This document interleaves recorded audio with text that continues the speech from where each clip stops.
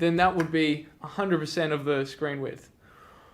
Or, and this is like one more thing, it's going to be, instead of saying the screen width, this is the thing about cross-platform, a phone, if you rotate it from landscape to portrait, the width suddenly becomes much smaller and everything's going to look absolutely different.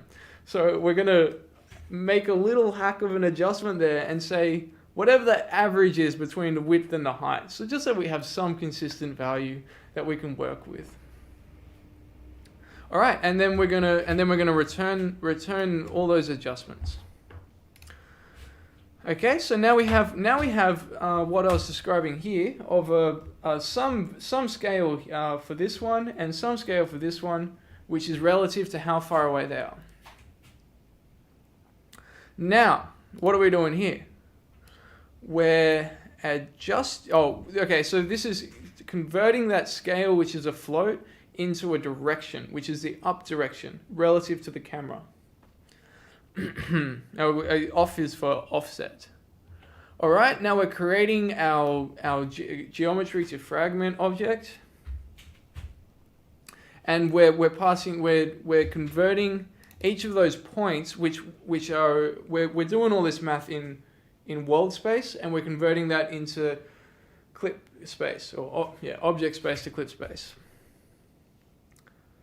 And this order is also important so you're saying the order in which you draw the points. In this case, it's from the second pixel's position and negative offset to the first one with the negative offset, to the second one with a positive offset, to the first one with the positive offset.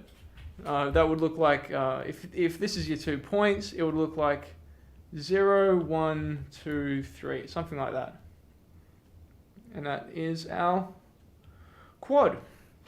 One of these will be drawn for every single line in this shader. And yeah, that's pretty much everything. Again, one of the most boring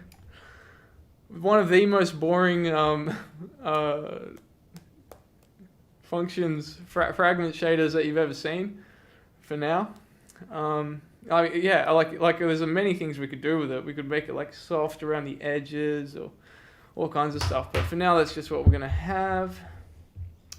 Okay, so let's see what this looks like in action.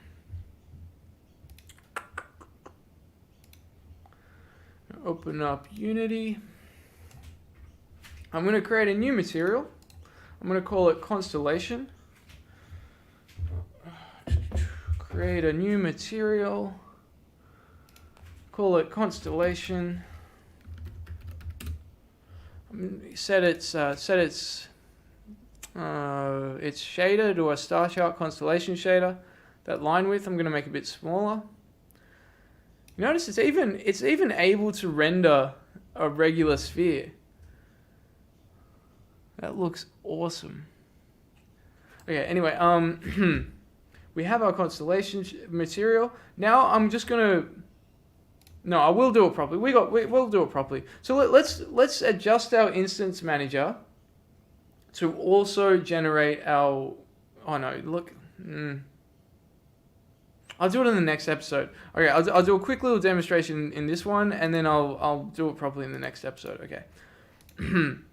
This will just be called test constellation, whatever. I'm just going to delete it after. So we need a mesh filter. We also need a mesh renderer. All right, and we're going to pass in the constellation mesh, constellation material rather, and let's see, the great boat of Tamararedi. All right, good stuff. So I'm going to get my camera and make sure my camera's looking at it. Okay, and there we have our constellation. Let's see. I'm going to make it a little bit bigger. Okay, now you notice that as it gets too big, it starts to look a little like cracked around the edges. That's all right because we're going to have stars there, and we won't really be wanting it to be that big. When there's a whole bunch of other stuff going on, you kind of want it to look a bit more subtle. We can change the alpha as well if we wanted it to be a little bit more transparent. If you wanted to render stuff behind it, etc. Okay, now next up is when we bring it all together. It's going to be great.